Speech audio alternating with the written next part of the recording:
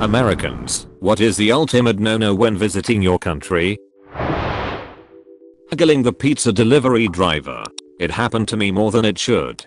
Haggling in general. Unless you are at a flea market, buying a car, or buying something off of Craigslist, there aren't many businesses that you can negotiate price with. You can also haggle when buying a house, but it's a formalized process.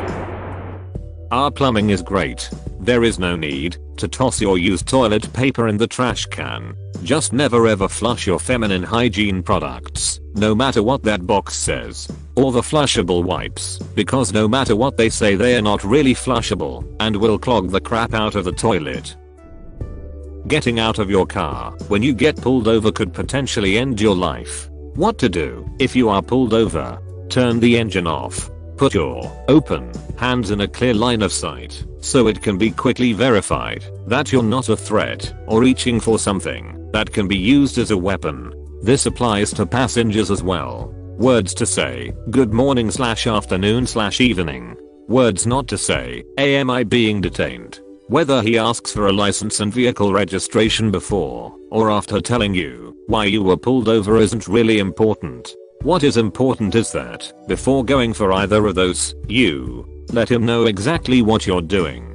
If your license is in your wallet, which is in your pocket, say, my license is in my right pocket. If your car is in your glove compartment, say, registration is in the glove compartment. If you're reaching for something, do it slowly. No fast jerking motions, which can be interpreted as reaching for something that can be used as a weapon. This isn't an act of surrender, and it's not because all cops are trigger happy. It's because none of us really know what's going on. There's been a huge spike in violent attacks that specifically target law enforcement. It's very possible that just an hour prior, someone anonymously called into the police HQ and made a general threat against police, which of course is going to put everyone on edge. The vast majority of cops are the good guys who are in it for the right reasons, and there's a handful who are little more than thugs. There's no way to tell who's who if you get pulled over. And it's also possible that there's a good one who's on edge because he just got done with response to a domestic incident or a fatal accident. It also doesn't hurt to flick on the dome light so the officer can see into your car as he approaches. If you don't want to do this, I understand, but the more secure a cop feels, the better it is for everyone. Don't get in people's personal space. That's a quick way to piss off an American. 1. Personal space. 2. Get out of my personal space. 3. Stay away from my personal space. 4. Gotta stay away from my space. 5. Gym that personal space. In fact, I like personal space so much I don't even care for the skin in my personal space. Don't instinctively try to bribe law enforcement. You'll immediately get arrested versus getting a warning or ticket. And they'll still take your money. Leave no trace at our parks. Yeah, seriously, don't throw trash on the ground. Even if you see it, don't do it. If you see it, pick it up. Not a big no-no, though it is annoying. Don't go to a chain resistant and order Bud Light and then claim that American cuisine and drink is bad. We have many fine craft drinks and food to strike your fancy. More importantly, you might hate our system of tipping. Your country might pay your waiters a good wage, but depending on where you are, you must tip between 15 and 20%. But you can ask questions. Even in New York or other big cities, we'll help you, because we are mostly helpful and friendly people. Even as an insufferably smug Canadian, I have to admit that the craft drink scene in the States is freaking awesome. It really is. Even the most remote convenience stores and bars will at least have a couple craft options. Calling people idiots. The word offends more here than it does in Australia. Edit. Lots of people have told me that idiot is the worst word they ever heard, and lots have been telling me they like it and wish they could say it more without stigma. I didn't realize there was that much diversity in opinions on the subject. I found that swearing in general is a million times more offensive in the States than most other places. An accidental frick, crap or idiot from a news anchor and it's goodbye career, whereas over here in Scotland it'd get you a job on a comedy panel show lol. Television news is a formal affair. Swearing in formal circumstances is not polite. In casual conversation, As long as you are somewhere below Australian or sailor, you are fine. If you are funny or have an accent, that limit goes away as well. Say bomb on the airplane. I had a teacher once who got asked by that SAT to take off his jacket. He said, yeah, the bomb's in my jacket. It went as well as you'd think. Ha. Once upon a time, SAT agent and I were flirting as I progressed through the security line. We get to the part when my purse had just gone through the court scanner and he was ready to open it for final inspection. So, he asked if there was anything inside that could harm him. And I, smiling, said, oh, no, just my gun, heh. He took a second to process what I said, but his smile quickly faded as his eyes bulged, and he looked at me sternly, like how freaking dumb can you be? Luckily, that was my only punishment. Don't expect to visit New York City and Los Angeles in the same day. We are a huge country. It takes 4-5 days to get cross country. Friend from Greece wanted to do Miami, Louisiana, and New York in a weekend. By car. Driving through big cities during rush hour.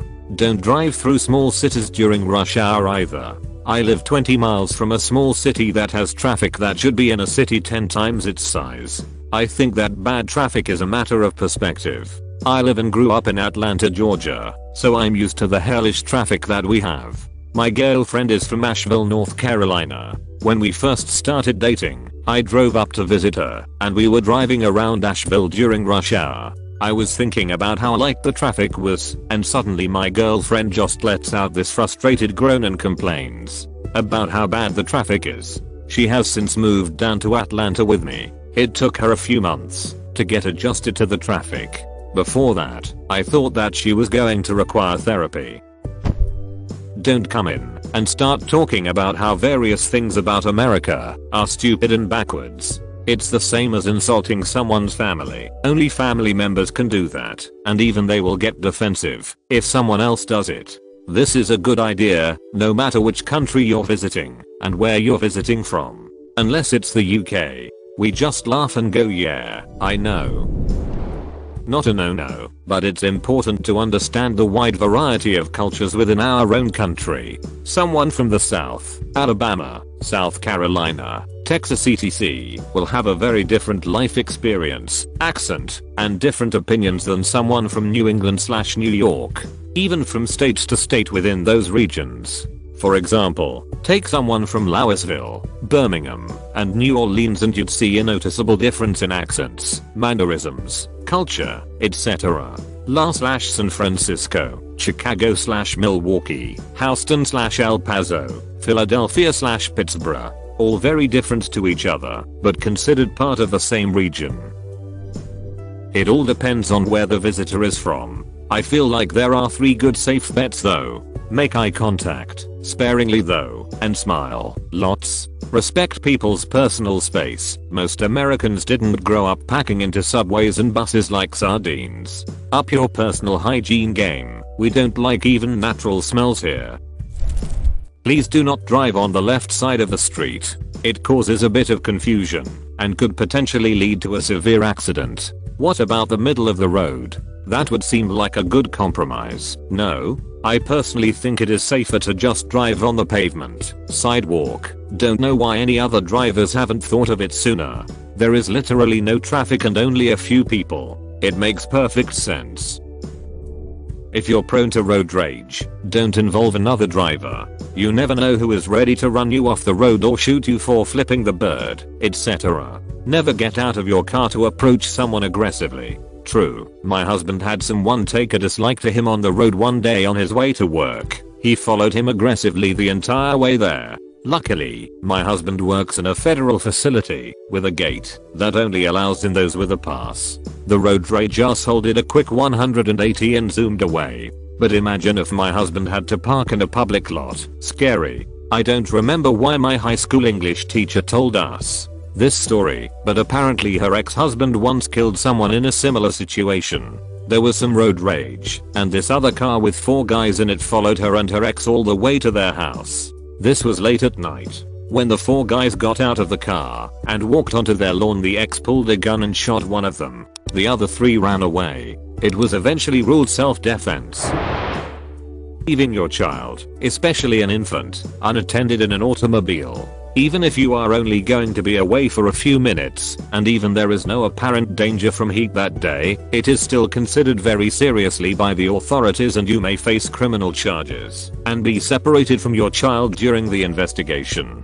Part of the reason for this is that in most parts of the US for much of the year it is physically dangerous to leave a child in a car due to the car heating from the sun, much more than in much of Europe, for example, and even when that's not the case, Americans assume that any child left unattended will be immediately kidnapped. This is actually quite unlikely, but we have been taught that it is likely nonetheless. Also, don't leave your child unattended in a stroller outside while you go into a shop. I know this is common in some parts of Europe, but in the US, it will likely get you arrested. When going to national parks, do not feed any animals. Human food is incredibly dangerous for wild animals and can make them reliant on scavenging camps and being aggressive around campers. Do not leave garbage thinking that someone will come and clean it up. It's not an amusement park. Do not go into an area that is off limits. Doesn't matter if it's an area with fast waters or a simple field. The area could be dangerous, the area could be under maintenance, or the area is fragile. I suppose the ultimate no-no is to assume we all fit the stereotype American, whatever that is. Our interests, beliefs, and hobbies vary from one American to the next, just as much as from a non-American, so it will only set you back to think we are all gun-toting, gum-smacking, backslapping, Bible-thumping rednecks. Don't touch a kid that isn't your own. Doesn't matter if they are adorable. Exceptions include lost children and injury. Other than that, if it's not yours, do not interact. If you touch someone else's lost child, the mother won't accept it back. Tag. You're the mother now. I've had foreign guys try to hit on me by offering me cars, telling me my woman would never work, etc. I can take care of myself, thank you. American women largely pride themselves on their independence. Yes, it's nice when we take care of each other, and money isn't a problem, but don't assume we want to be kept. As an American man, I'm completely capable of taking care of myself, but foreign ladies are more than welcome to offer me free cars, and I will gladly accept.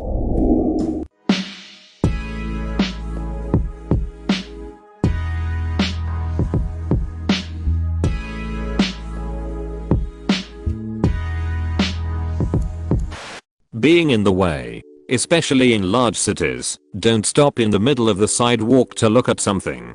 Move out of the way, then look and take pictures. I live in a city with a lot of Chinese tourists/students, and this is always a huge issue. They are just sightseeing, but I'm trying to get somewhere. Also, don't ever do/say anything disrespectful to/ about the flag or military. You can pretty much say whatever you want about the president though.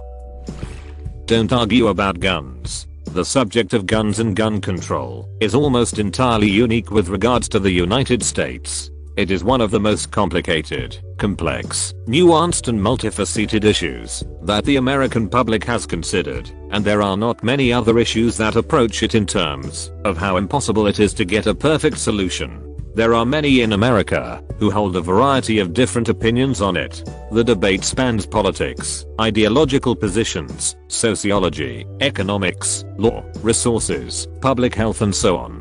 It is not a clear-cut matter, and if you think it is, you are wrong, and if you think you have it figured out, you don't. Europeans are the worst about this, because they have some extremely low-level arguments for why guns should definitely be banned and taken away, and they've never advanced from them, and it's annoying as hell having to strike down the same arguments being presented like fact, while they stumble up to the level that a lot of Americans are on with the debate.